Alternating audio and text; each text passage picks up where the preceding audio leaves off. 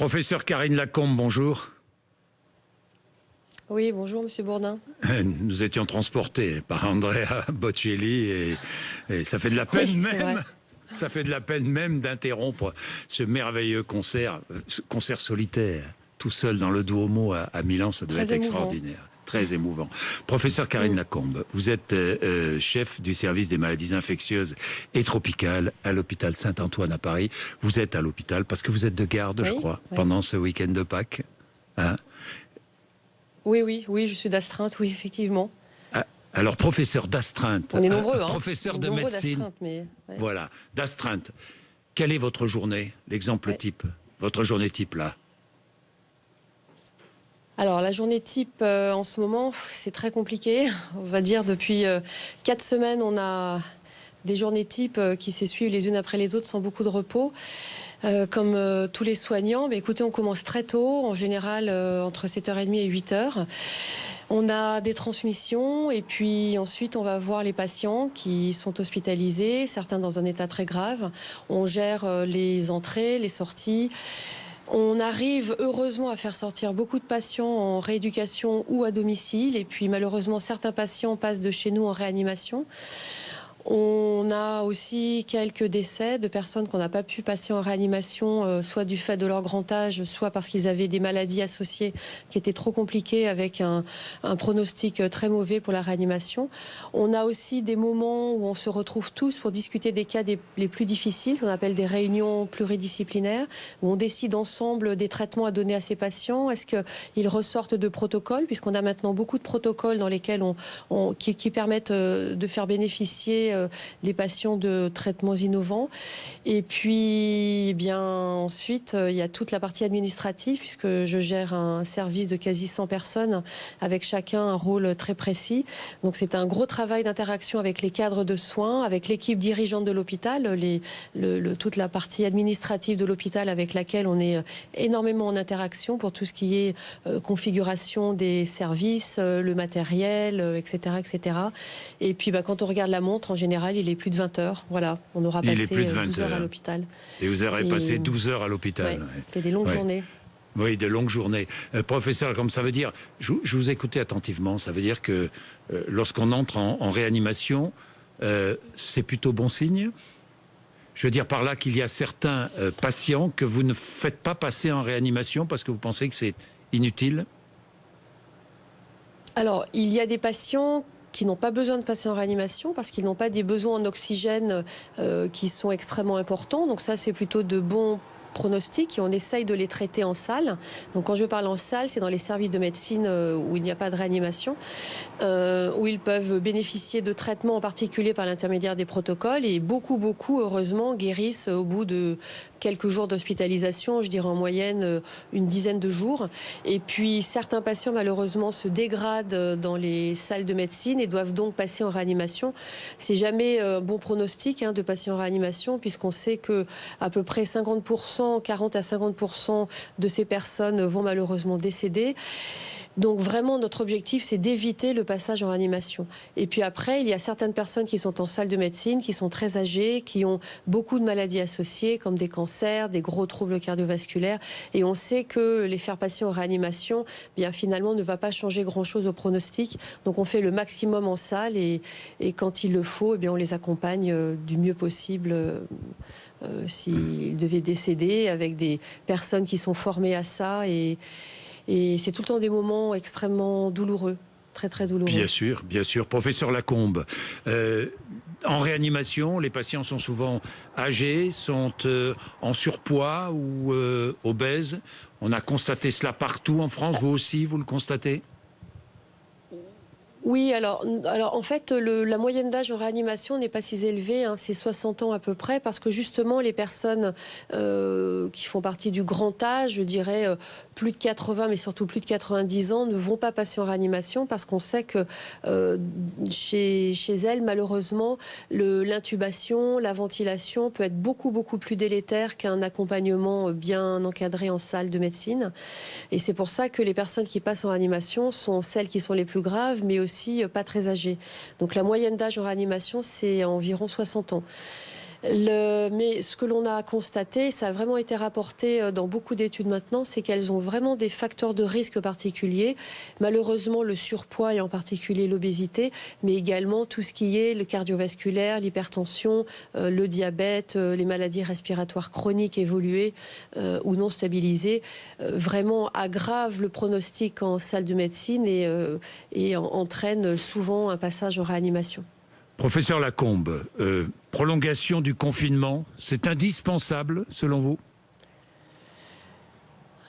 Ah oui, alors ça c'est absolument indispensable parce que franchement, on a vu depuis qu'on est entré en réanimation, en confinement depuis quelques semaines, on a quand même vu dans les zones où il y avait beaucoup de cas, c'est-à-dire dans le Grand Est et l'Île-de-France, un nombre important de diminution du nombre de cas et vraiment c'est lié au confinement. Même si on aurait pu s'attendre à une diminution plus importante, on est tout de même assez content de la façon dont ça se passe actuellement puisqu'on a réussi à ne pas saturer les hôpitaux, les services de médecine et même les services de réanimation. Le confinement, donc l'effet positif du confinement associé au fait qu'on a pu transporter des patients stabilisés en dehors du Grand Est et de l'Île-de-France ont permis qu'on ne soit pas saturé et qu'on puisse faire face aux besoins médicaux. Et la prolongation du confinement actuel me semble vraiment indispensable parce qu'on a encore des tas de choses à mettre au point, par exemple les sérologies qui ne sont pas tout à fait au point, c'est-à-dire savoir qui a été infecté et qui n'est pas infecté. On n'a pas encore assez de données sur les traitements efficaces. Et donc, tant qu'on n'a pas ces deux paramètres-là, qui sont un moment extrêmement important pour définir le confinement, il faut poursuivre le confinement. C'est ce que vous avez dit au président de la République, professeur Lacombe ? Je n'ai aucun lien, aucun contact avec le président de la République. Vous n'avez pas eu de contact ? Il ne vous a pas appelé ? Non, pas du tout. Non. Vous savez, je pense que le président de la République s'appuie beaucoup sur ces deux comités scientifiques. Le comité scientifique est présent depuis le début et le nouveau comité CARE qui a été créé il y a quelques jours pour plus travailler sur les outils technologiques qui vont aider au confinement. Mais personnellement, non, je n'ai aucun lien avec le président de la République. Est-ce que vous attendez un message clair contact et concret sur les masques, les tests, les traitements, le traçage numérique, le contrôle des frontières ? Alors oui, je pense que ce sont des notions qui vont être extrêmement importantes de bien définir et puis de faire passer le message assez tôt parce que je pense que plus on éclaire tôt et plus c'est facile pour les Français d'admettre et d'appliquer. C'est toujours compliqué quand on reste un petit peu dans le flou. En même temps, parfois on reste dans le flou parce qu'on ne sait pas. C'est aussi une position d'humilité de dire je ne sais pas et je ne peux pas pour l'instant, l'état actuel des connaissances, vous donner des orientations très claires. Mais quand même, on voit que là, on a les idées un peu plus claires sur le port du masque, on va avoir des tests sérologiques, on va aussi avoir, j'espère, d'ici 2-3 semaines, des notions très claires sur quels médicaments sont efficaces et lesquels ne le sont pas. La fermeture des frontières, ça, je pense que ça va être une décision qui va être supranationale plus au niveau européen et probablement que le président de la République a pu avoir le temps de consulter et d'avoir les idées plus claires maintenant. Je vous écoute là, c'est important ce que vous venez de dire. Vous dites, d'ici 2 ou 3 semaines, on aura la certitude, on saura si certains traitements sont efficaces ou pas, et on aura peut-être un traitement ? Écoutez, j'espère. La communauté scientifique s'est énormément mobilisée depuis un mois et demi. Vous savez qu'on a des essais majeurs. On a un énorme essai qui s'appelle Discovery, qui est un essai européen dans lequel, en France, on a beaucoup inclus et on continue d'inclure des patients parce qu'en plus, ça leur permet de bénéficier de traitements qui sont innovants. On a beaucoup d'autres essais avec des immunomodulateurs, avec des antiviraux qui sont actuellement à l'étude et pour la fin du mois d'avril et la première quinzaine de mai, on aura les idées beaucoup plus claires sur les traitements. Et je suis quand même résolument optimiste pour penser que certains d'entre eux feront mieux que rien du tout. Et à partir du moment où on a un traitement, eh bien évidemment, en tant que médecin, mais aussi en tant que personne potentiellement infectée, on est dans l'optimisme. Parce que ce n'est pas pareil d'être exposé à une maladie pour laquelle on n'a pas de traitement et une maladie pour laquelle on sait que si on arrive à l'hôpital, on aura un médicament efficace. Et ça va vraiment beaucoup changer la donne. Aujourd'hui, nous ne disposons pas, vous ne disposez pas de traitement efficace contre le coronavirus. C'est clair.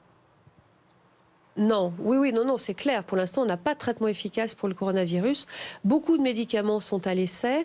Aucun de ces essais thérapeutiques n'est encore terminé. On voit tout de même, parce que avec des patients hospitalisés dans un état très grave, on n'est pas resté sans rien faire. On a donné certains médicaments que l'on appelle en usage compassionnel, c'est-à-dire des médicaments qui ont été élaborés pour d'autres indications que le Covid et qu'on l'on a utilisés dans le cadre du Covid. On a eu des résultats pour certains patients qui étaient très satisfaisants, mais difficile de dire que c'est uniquement le traitement et pas simplement l'évolution naturelle de la maladie.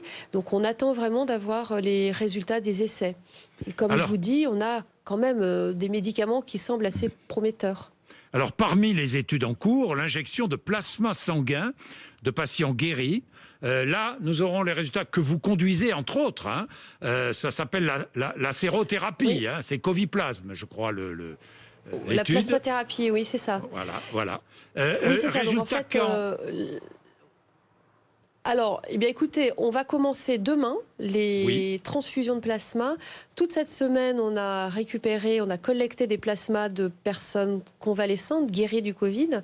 Et je dois dire qu'il y a eu un énorme élan de générosité, beaucoup d'altruisme de la part de nos concitoyens. Et je profite de l'audience de votre émission pour remercier tout le monde, sachant que on va continuer à faire appel aux dons parce qu'on a encore besoin de plasma. Et si jamais on montre que ça marche, eh bien, cette fois-ci, ça va être une production de plasma hyper-humain à grande échelle. Donc on a collecté beaucoup de plasma cette semaine et puis on va commencer les transfusions la semaine prochaine, demain, et on espère qu'on pourra inclure le nombre de patients dont on a besoin pour mesurer l'efficacité de ce traitement assez rapidement, parce que plus on inclura rapidement et plus on aura les résultats rapidement. Il s'agit de transférer une immunité à un patient malade, c'est cela ? Exactement, c'est-à-dire que c'est un transfert d'immunité passive. Donc vous imaginez quelqu'un qui a été malade du Covid et qui a guéri. En guérissant, il a fabriqué ce qu'on appelle des anticorps. Ces anticorps sont des protéines qui sont dirigées contre le virus. Et ces anticorps neutralisent le virus. Et c'est pour ça que le patient, d'ailleurs, a pu guérir. Et donc ces anticorps sont contenus dans le plasma. On va donc prendre du plasma aux patients guéris qui sont pleins d'anticorps neutralisants. On va le transfuser à des personnes qui sont malades et qui n'ont pas encore guéri du Covid parce qu'elles n'ont pas encore fabriqué leurs propres anticorps. Soit parce qu'elles ne peuvent pas fabriquer d'anticorps, soit parce que la fabrication d'anticorps arrive un peu loin dans l'évolution de la maladie. Qu'en général, ça arrive entre le 10 et le 14e jour. Donc nous, on va transfuser ces anticorps par le plasma beaucoup plus tôt, avant le 8e jour de l'évolution de la maladie. Et on espère donc accélérer la guérison, et en particulier éviter ce passage en réanimation où on sait que 50% des personnes qui arrivent en réanimation vont décéder. Donc c'est probablement un peu tard la réanimation. Professeur Lacombe. À ce stade-là. Sachant toutefois que... Oui, allez-y, oui, je vous en prie. Terminez, professeur, terminez. Non, c'est juste pour conclure très rapidement sur le fait qu'actuellement, on va donner du plasma à des gens qui ne sont pas en réanimation, mais on est en train de monter un prolongement de cet essai chez les personnes en réanimation. Est-ce que l'on pourra commencer le déconfinement quand nous aurons suffisamment de tests sérologiques, tests sanguins et suffisamment de masques ? Alors oui, je pense que c'est deux variables extrêmement importantes, avoir assez de masques, avoir assez de tests et avoir des traitements qui sont efficaces. Avec ces trois variables-là, on pourra vraiment réfléchir au déconfinement. Est-ce que ça va être un déconfinement séquentiel, c'est-à-dire des groupes de personnes après les autres? Est-ce que ça va également être un déconfinement différentiel, c'est-à-dire pas tout à fait les mêmes régions, pas tout à fait dans le même temps, petit à petit? Donc ça, c'est vraiment, vous imaginez une équation, puis dans l'équation, il y a plein de paramètres. Eh bien, pour l'instant, il y a certains paramètres que l'on connaît. On connaît quand même ce qu'il en est des masques. On a un petit peu plus de précision sur les sérologies. Et puis, on va bientôt avoir plus de choses sur les traitements. Quand on aura tous ces paramètres, eh bien, on aura la bonne équation du déconfinement. Bien, vous avez vécu tous les débats, les polémiques autour de l'hydroxychloroquine. Est-ce qu'aujourd'hui, les réseaux sociaux font la médecine, professeur Lacombe? Écoutez, je pense que c'est vraiment c'est même plus du tout un débat médical ou un débat scientifique, hein, c'est vraiment un débat sociétal. C'est vrai qu'on a l'impression que tout le monde est devenu docteur dans son coin, sachant toujours mieux que les scientifiques. Je pense que non, il faut garder, mais en même temps c'est compréhensible, hein, on est une époque qui est extrêmement anxiogène. On a bien vu avant cette pandémie que dans le climat anxiogène dû aux problèmes sociaux, aux problèmes économiques. On avait déjà eu une émergence un peu de théories complotistes sur les réseaux sociaux en particulier. Et on voit bien que c'est lié à l'anxiété de perdre son travail, etc. Et dans une crise sanitaire telle que celle que l'on vit, qui est évidemment aussi extrêmement anxiogène, eh bien, on a émerge idem des théories complotistes et qui sont principalement Est-il vrai que vous véhiculées avez sur les été réseaux même sociaux, menacé où tout le monde est plus ou physiquement moins anonyme. Est-il vrai que vous avez été menacé physiquement? Alors oui, vous-même c'est vrai que j'ai essayé dans ce débat qui était très clivant de rester sur une ligne de crête, c'est-à-dire ne pas d'être trop alarmiste, mais pas non plus d'être trop rassurant, en essayant d'apporter des éléments concrets, scientifiques au débat. Et bien sûr, ça s'est allé à l'encontre de certaines théories qui étaient propagées sur Internet. Et oui, j'ai reçu des menaces physiques, des injures, hein, dont tous les jours dans mon service, mes secrétaires et mon personnel soignant reçoivent des coups de fil anonymes, injurieux. J'ai reçu des mails extrêmement désagréables.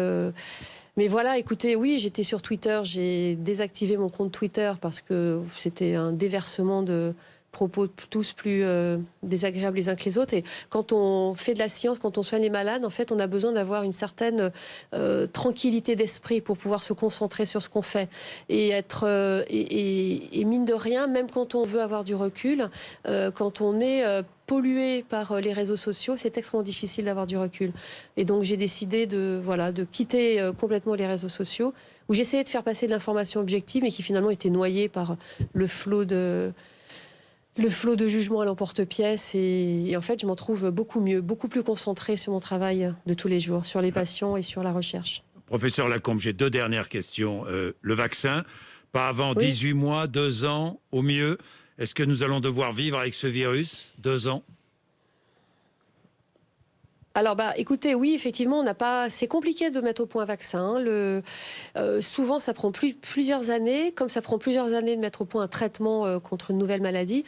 Il faut dire que là, avec l'effort collectif qui a commencé dès l'émergence du virus, on est allé extrêmement vite dans la connaissance de la maladie. Par exemple, dans le séquençage du virus, ça a pris très peu de temps.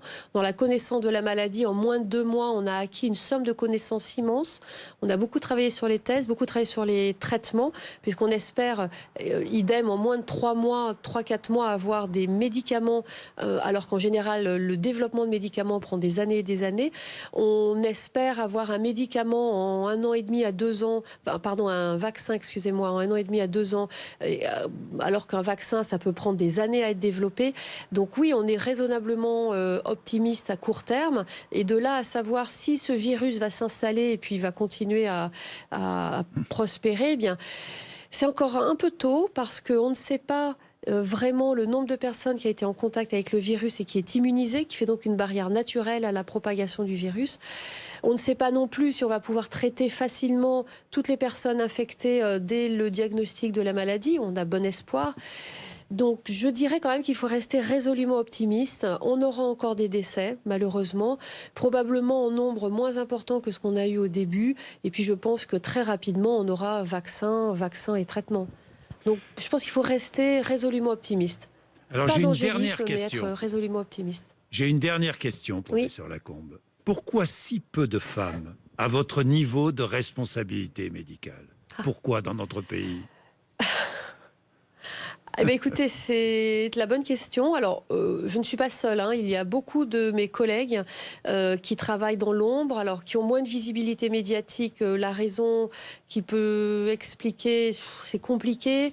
Je dois dire qu'on est quand même dans un pays très centralisé. Le fait d'exercer à Paris doit probablement aider. J'ai beaucoup de collègues en province qui ont un niveau scientifique aussi bien, si ce n'est meilleur que le mien, et qui peuvent moins s'exprimer parce qu'on a moins de visibilité malheureusement quand on est en région, et ça reste le grand problème de notre pays très centralisé. En maladie infectieuse, il faut aussi savoir que pendant longtemps, on a été dominé par le VIH. Donc, en particulier à Paris, nous avons eu des aînés qui ont été très médiatiques et qui étaient principalement des hommes, parce qu'à l'époque, probablement que les femmes ont moins émergé. Mais bon, je vous rappelle quand même qu'on a un prix Nobel de médecine en maladie infectieuse qui est le professeur Barré-Sinoussi, qui est une femme.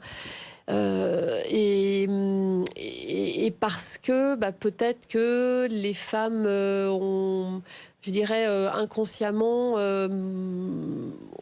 font beaucoup d'autocensure. Et qu'il existe encore ce fameux plafond de verre dont on a beaucoup parlé. Mais j'espère que voilà, ça va changer. J'espère que beaucoup prendront ma suite. Et de toute façon, je vais vous dire, dans les études de médecine, actuellement, il y a un tel pourcentage de femmes par rapport au nombre d'hommes que ça va forcément changer par la force de la démographie. Merci beaucoup, professeur Lacombe. Merci pour votre clarté dans tous les cas. Merci et je vous en bon prie. courage. Merci. Et bon courage à vous et à invitation. toutes vos équipes. Merci beaucoup. Il est 8h55. Merci. Vous êtes Merci sur Gwenaël. RMC et vous êtes sur BFM TV.